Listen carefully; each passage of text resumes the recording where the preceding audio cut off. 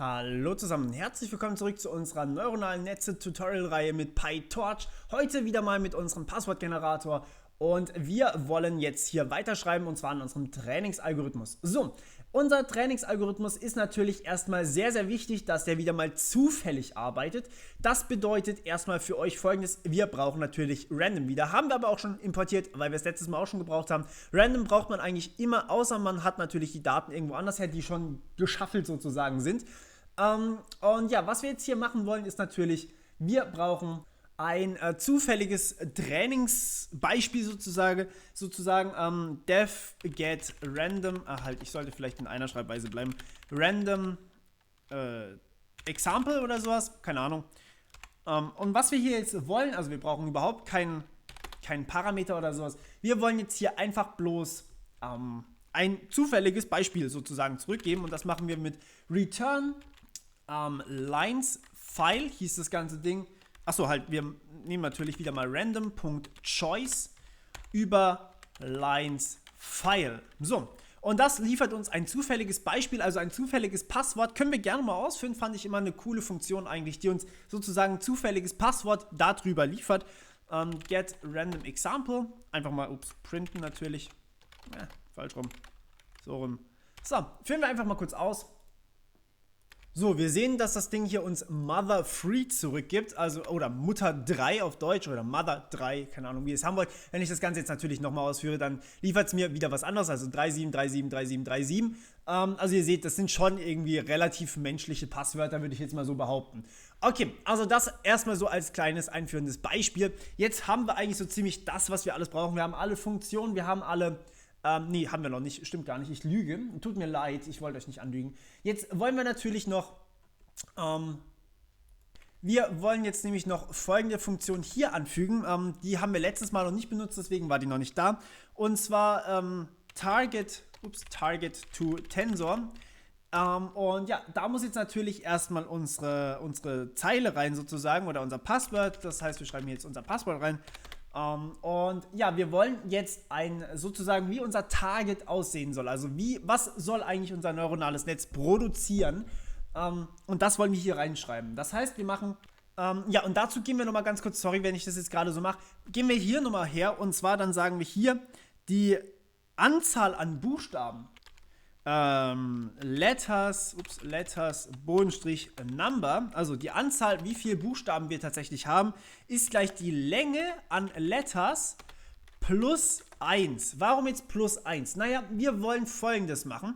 Wir wollen nicht out of bounds oder sowas landen, sondern wir wollen hier drin sozusagen noch einen End-of-Sentence-Marker definieren. Das heißt, unser letztes Dingens ist hier sozusagen, wir wollen jetzt hier ein Ende setzen. Und das ist einfach nur sozusagen einfach ein leeres Feld, wenn man das so möchte.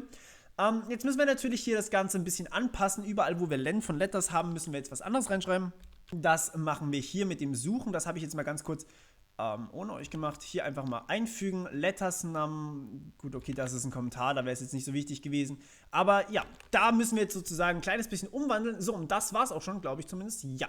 Und jetzt müssen wir hier natürlich den sozusagen End-of-Sentence-Marker noch einbauen für unser Target. Das heißt, unser Target sagt jetzt, okay, am Ende, da ist jetzt einfach, da ist fertig. Und das machen wir, indem wir hier erstmal natürlich die ganzen einzelnen Buchstaben machen. Das heißt, wir sagen jetzt hier Indizes ist gleich, wobei das war Deutsch jetzt, egal, ist eine Liste natürlich aus Letters, Find, naja, was wollen wir finden? I natürlich, für was? Für alle I's in Range von 1 bis das Ende unseres Passworts. Und jetzt Achtung, warum jetzt hier von 1 ab?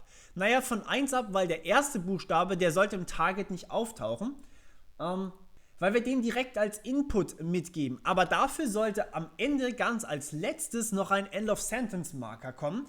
Das heißt, wir sagen hier Indizes.append, naja, was wollen wir appenden? Die Letters Number minus 1. Das ist jetzt sozusagen unser End-of-Sentence-Marker hier und der ist dazu da, um eben das Ende zu markieren. Wer hätte es gedacht? Okay, das nimmt man eigentlich relativ häufig, also generell, wenn man irgendwie was produziert, generell auch vor allem Text produziert, muss man natürlich irgendwie immer ein Ende markieren können. So, was wollen wir jetzt daraus machen? Naja, wir wollen einen Torch-Tensor draus bauen. Torch.tensor. Tensor aus Letter. Nein, halt, aus den Indizes natürlich. So, und da das Ganze jetzt hier eigentlich Ganzzahlen sind, permanent eigentlich immer Ganzzahlen sind, machen wir hier einen Long-Tensor draus. Denn wir wissen ja hier eigentlich schon fest, okay, da ist immer eine ganze Zahl dabei. Wir brauchen eigentlich auch nicht wirklich was anderes. Wir brauchen immer nur einen Long-Tensor eben. Okay, so, jetzt können wir weitermachen hier unten. Ja, und da das Ganze jetzt schon relativ lange gedauert hat, sorry dafür, wollen wir jetzt hier einfach erstmal grob anfangen oder besser gesagt nur noch kurz was fertig machen, dann geht es nächstes Mal weiter. Das heißt, wir schreiben hier jetzt eine Funktion getRandom_train. Wir wollen uns sozusagen einen zufälligen Zug generieren lassen, nein, natürlich nicht. Wir wollen hier oben ein Passwort sozusagen generieren und wollen daraus auch den Target-Tensor noch bauen. Also wir wollen das Ganze in Tensoren umwandeln. Das machen wir, indem wir hier sozusagen unser PW ist gleich getRandomExample.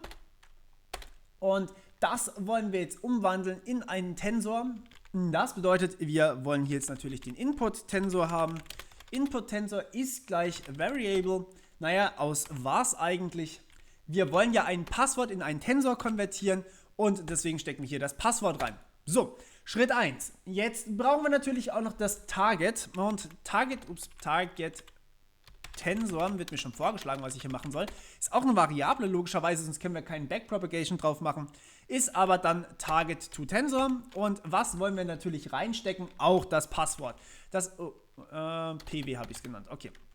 Das heißt, was wir hier jetzt drin haben wollen, ich meinte natürlich hier nicht Target-Tensor, sondern Target_Tensor. Okay, was wir hier jetzt drin haben wollen, ist natürlich der erste Buchstabe, der ist nicht mehr dabei, den soll es uns auch nicht produzieren, den liefern wir schon, aber dafür ist sozusagen jeder folgende Buchstabe dabei und das Passwort hier auch. Super gut.